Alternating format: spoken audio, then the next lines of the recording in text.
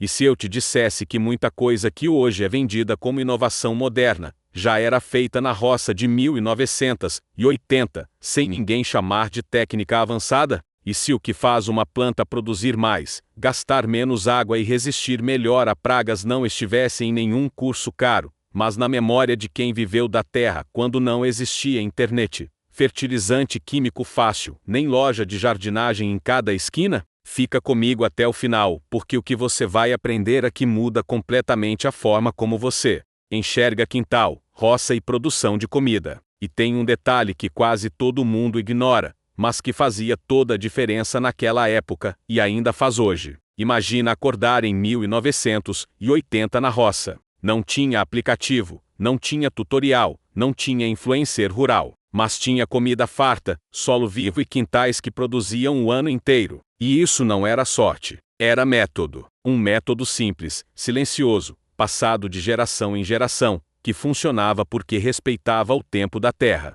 Hoje muita gente acha que produzir dá trabalho, custa caro ou exige tecnologia. Mas isso só parece verdade porque a gente desaprendeu o básico. E o básico era justamente o segredo. Na roça de 1980 quase nada era comprado. O adubo vinha do próprio quintal. A água era usada com inteligência. O solo nunca ficava nu. E as plantas não eram tratadas como indivíduos isolados, mas como parte de um sistema. Esse é o primeiro choque para quem foi ensinado do jeito moderno. A terra não trabalha sozinha. Ela responde ao que você oferece. E quem entendeu isso nunca ficou sem colher. Uma das primeiras coisas que chamam atenção quando a gente observa como se plantava naquela época é que ninguém limpava tudo. Hoje as pessoas varrem o quintal, tiram folha seca, queimam resto de poda, deixam a terra pelada achando que isso é capricho. Em 1980 folha no chão era proteção, era cobertura, era comida para o solo. Onde tinha folha, tinha minhoca. Onde tinha minhoca, a planta crescia forte. Isso não era teoria, era observação prática. Quem tirava tudo da terra via o solo endurecer e a planta sofrer. Quem deixava, colhia mais. E aqui entra um ponto que muita gente ignora. O solo da roça antiga era escuro, fofo e cheio de vida. Não porque alguém comprava humus, mas porque o quintal produzia o próprio. Restos de comida iam direto para a terra. Casca, talo, folha, tudo virava recurso. Nada era lixo. Esse é um conceito que só recentemente voltou com nomes bonitos, mas que sempre existiu. A terra se alimenta do que sobra. Quando você entende isso, você para de gastar dinheiro. Outra coisa fundamental era o ritmo. Na roça de 1980 ninguém tinha pressa. Plantava-se respeitando a lua, a estação, a chuva. Não era misticismo vazio, era observação acumulada. Plantar fora de época significava perder tempo e semente. Então as pessoas aprendiam a olhar o céu, sentir a umidade da terra com a mão, perceber o comportamento dos insetos. Hoje a gente ignora esses sinais, e depois se pergunta por que não funciona. E tem mais. As plantas nunca ficavam sozinhas. Milho vinha com feijão, abóbora rastejava entre eles. Frutíferas tinham sombra, tinham cobertura, tinham companheiras. Isso reduzia pragas, mantinha a umidade e aproveitava melhor o espaço. Hoje isso é chamado de consórcio, mas naquela época era só o jeito certo de fazer. Quem plantava tudo separado precisava de mais água, mais esforço e colhia menos. Agora presta atenção nesse detalhe porque ele é um dos segredos mais ignorados. Na roça antiga, o quintal começava pequeno. Ninguém tentava plantar tudo de uma vez. Primeiro se fortalecia o solo, depois vinham as culturas mais exigentes. Hoje muita gente começa plantando o que mais dá trabalho e desiste frustrado. Em 1980 começava-se com o que alimentava a terra: mandioca, feijão, milho, plantas rústicas. Elas preparavam o ambiente para o resto. E não pense que isso era falta de conhecimento, era estratégia. Solo fraco não sustenta planta exigente, mas planta rústica sustenta solo fraco e transforma ele. Esse pensamento muda tudo. Antes de pensar no que você quer colher, pense no que a terra precisa receber. Essa inversão de lógica é o que separa quem colhe de quem só tenta.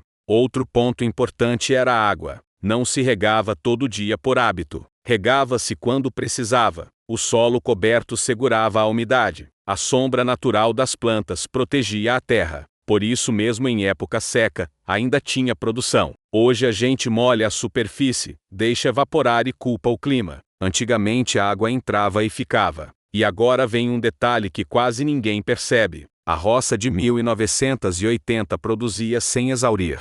Não se tirava tudo da terra esperando que ela se virasse sozinha. Parte da produção voltava para o solo. Palhada, restos, galhos, tudo era reincorporado. Isso criava um ciclo fechado. A terra dava e recebia. Hoje a gente só tira e depois tenta corrigir com produto comprado. E aqui entra o grande loop de curiosidade. Se tudo isso funcionava tão bem, por que paramos de fazer? Por que vender solução dá lucro? Ensinar autonomia não. Quando você depende de adubo, defensivo, sistema pronto, você vira cliente. Quando você entende o processo, você vira independente.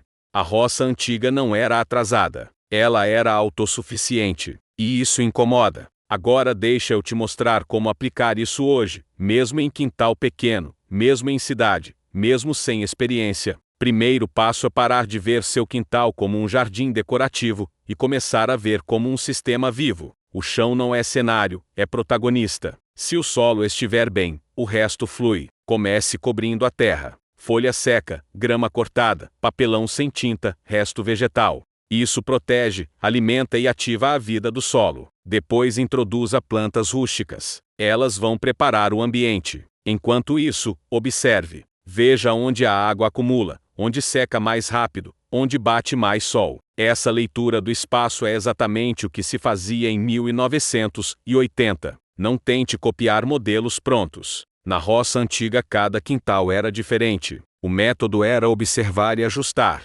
Isso é conhecimento real. Plante pouco, cuide bem, aprenda com o erro. Em pouco tempo você percebe que o quintal começa a responder. A terra fica mais escura. As plantas crescem com menos esforço. As pragas diminuem. E quando você perceber isso, vai entender o maior segredo de todos. Produzir comida não é lutar contra a natureza, é colaborar com ela. A roça de 1980 funcionava porque seguia essa lógica. Hoje a gente complica o que sempre foi simples. Se você chegou até aqui, já percebeu que não existe mágica. Existe processo, existe observação, existe respeito pelo tempo da terra. E isso ninguém ensina porque não cabe em embalagem, não dá para vender em caixa. Mas funciona. Sempre funcionou. Agora imagina se você aplicasse só metade disso no seu quintal. Menos gasto, menos esforço, mais resultado. Não porque você fez algo novo, mas porque voltou ao que sempre deu certo. Esse é o tipo de conhecimento que atravessa décadas.